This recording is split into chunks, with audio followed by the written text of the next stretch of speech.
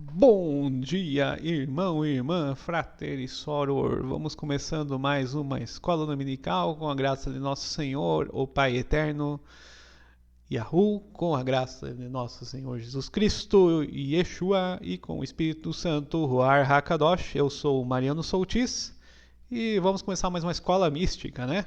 Esotérica, cabalista, gnóstica. Hoje vamos falar um pouco de divino masculino, divino feminino, questões do diácono, né? O bispo na tal da igreja ou na situação, como deve ser o comportamento e tudo mais, né?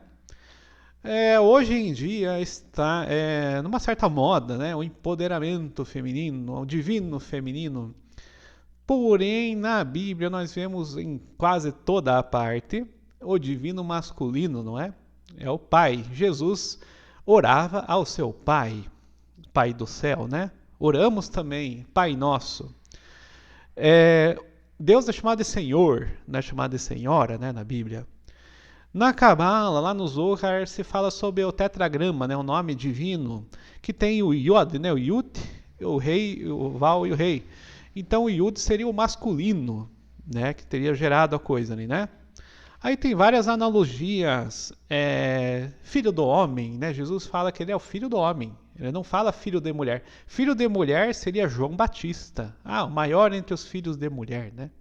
Então o homem ele tem o divino masculino também. E na Bíblia isso permeia várias passagens. A questão da rocha, né? O Senhor é minha rocha. Né? A rocha é um símbolo masculino. Torre de vigia.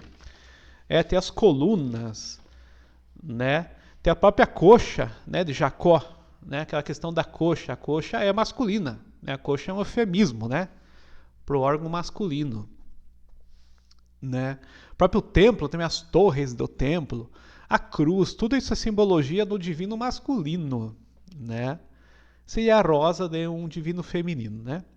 Serpente de bronze de Moisés, ela está enrolada no lingam, né? Está enrolada num símbolo masculino, né? Essa serpente que livra dos venenos, que salvou, né? A própria hóstia, a hóstia é feita da semente do trigo, né?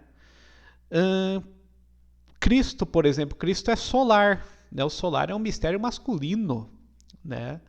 Por quê? Porque o mistério lunar é um mistério animal, satânico, né? O mistério lunar ele é instintivo, ele é passivo, né? E o mistério masculino solar ele é ativo. Eu já vi num texto falando que os Elohim, né? Elohim seriam meninos, né? Esses anjos, né? O varão, o homem fica à direita, a mulher fica à esquerda, né? Então o divino masculino ele permeia o divino feminino, né? Ele se complementa. Então muito se fala de divino feminino, só que se esquece do divino masculino, né? A mesma coisa falar de Yin no taoísmo e esqueci do Yang, né? Então você tem o Teiji, né? Tem o Teiji, tem o Yin e o Yang, tem um complemento aí, né? Até tem textos cabalísticos que chamam Deus de ele e ela, né? Ele e ela, então tem um complemento, né?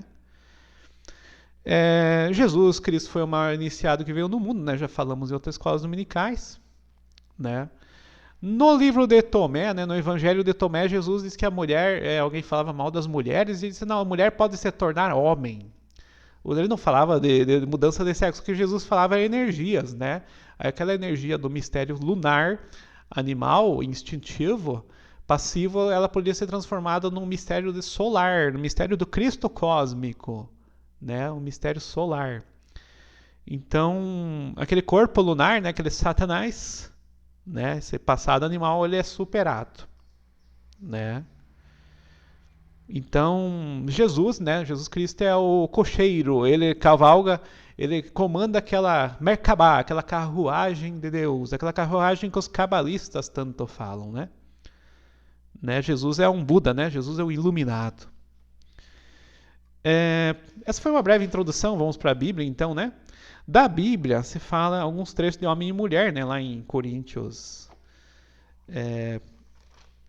primeira carta ao Coríntios 7, né? Mas eu queria hoje falar uma outra coisa. Vamos falar dos bispos, né? Esses pastores, padres e tudo. Vamos dizer que fossem casados, né? Tá nas cartas, nas epístolas, né? Se eu não me engano, em Timóteo. Vamos lá, Timóteo 3:2. É necessário, pois, que o bispo seja irrepreensível, esposo de uma só mulher, discreto, sóbrio, circunspecto, hospitaleiro, capaz de ensinar, não dado ao vinho, não espancador, mas moderado, inimigo de contendas, não cobiçoso. Imagine dois problemas aqui, né? Cobiça, nós vemos muito em bispos, né? A cobiça é maior do que os bispos já, né? O dinheiro fala mais alto do que Jesus Cristo. E a questão de uma só esposa. Tem muito aí que está em não sei que número de casamento já, né? E não, aqui se fala em uma só esposa. Lá no versículo 12 desse capítulo 3, né, do 1 Timóteo aí, né, da primeira epístola, os diáconos devem ser esposos de uma só mulher, que governe bem os seus filhos e as suas casas. O que nós vemos, né? Nós vemos o pessoal abandonando filhos, né? Pagando pensão e tudo mais e tendo várias esposas, né? Inclusive pastores, inclusive bispos ou, né? Vamos pegar aí do que se pode casar, né? Então fica muito confuso essa na prática, né? Vamos lá para Efésios, né? Epístola aos Efésios, capítulo 5, versículo 28. Assim também devem os maridos amar as suas mulheres como a si próprios, né? E quem ama a sua mulher ama a si mesmo, pois ninguém jamais aborreceu a sua própria carne, mas nutre e cuida dela, como também Cristo fez a igreja, porque somos membros do seu corpo, né? Corpo da igreja, corpo de Cristo, né? Então, é a castidade, né? Então, a grande lição aqui que fica hoje, né, do divino masculino e divino feminino é a castidade, né? Então, vamos lá para a epístola a Gálatas, né?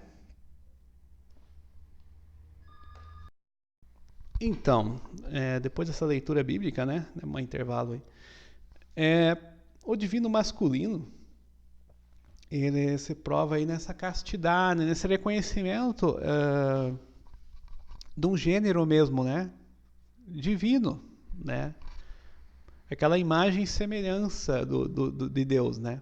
Então não é, por exemplo, mas é o corpo, é a carne. Tem sim uma aversão à carne ali porque uma certa tendência a ascetismo, também o começo aqui dos Talmidim, né? Esses discípulos de Jesus também queriam imitar um pouco ele, né? Porque imitar esse grande avatar, né? Esse nosso iluminado não é fácil, né? É que nem aquele livro de Tomás de Kempis, né? Imitação de Cristo. E daí é complexo, mas dentro daquilo que foi ensinado, né? Ali em Coríntios 7 e tal, tem várias lições. Homem se abrasar-se, não é bom que fique só, né? O próprio Gênesis, né? Então a gente vê que ali tem ensinamentos de castidade, né? Então essa castidade não é evitar a sexualidade, mas é transformar ela numa coisa divina. Então tem o divino feminino e o divino masculino, né? Tem esse Yin e Yang, tem essa Shakti Shiva, tem esses símbolos, né? Em várias partes do mundo, claro, a gente falando num nível mais esotérico. Tem esse estudo lá no Zohar, né? Que fala toda hora do Yud do rei, né? Val-rei. Então essa parte masculina e feminina do nome divino e, por consequência, do divino, né? Mas existe uma compensação, existem vários símbolos e é sem fim aqui se a gente for falar do divino masculino, né? Eu vou ver se faço até um artigo sobre o tema, né? Mas na escola dominical é bom que a gente saiba que existe, né? Porque existe toda essa tendência do divino feminino, não é errada, mas esquece-se do divino masculino. E ele tem muita importância e a Bíblia é praticamente toda aqui falando do divino masculino, né? Então aqui tem muita coisa do divino masculino, né? É o Pai eterno dos católicos, é o Senhor, é Adonai, né? É toda essa nomenclatura, os Elohim também, acho que se refere, além de ser uma questão real, é uma questão masculina, né? e plural. Então tem várias situações aqui na Bíblia, né? Uh, o El, né, também. Vários nomes que representam esse divino masculino, né?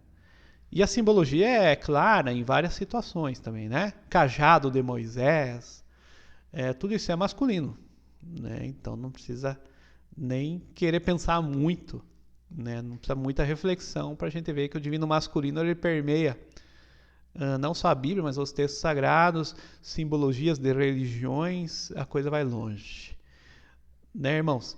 Então por hoje ficamos com essa escola dominical um pouco diferente, né? Fiz uma introdução um pouco mais reflexiva aí, né, com as simbologias e tudo mais, né? Um pouco de cabala, um pouco de gnose. E esses ensinamentos sobre o bispo, que tem que ser um sujeito casto, nada de ganancioso, glutão, né, cheio de esposas. Isso não é bispo, isso não é pastor, isso aí é um servo do diabo, né? Tá servindo o demônio, né? Então, o sujeito que está escravo do seu ego, ele tem que dissolver o ego. O ego é o Satã, né? É o que nós temos que colocar no lugar do ego? Nós temos que colocar Cristo. Jesus é o nosso eu, é o nosso corpo, né? A nossa unidade. Tá bom, irmãos? Até a próxima escola dominical. Estejam com Deus, com o Pai, né? Yahu, com o nosso filho, com o Filho, né? Yeshua e Espírito Santo, o Ar Hakadosh. Até a próxima.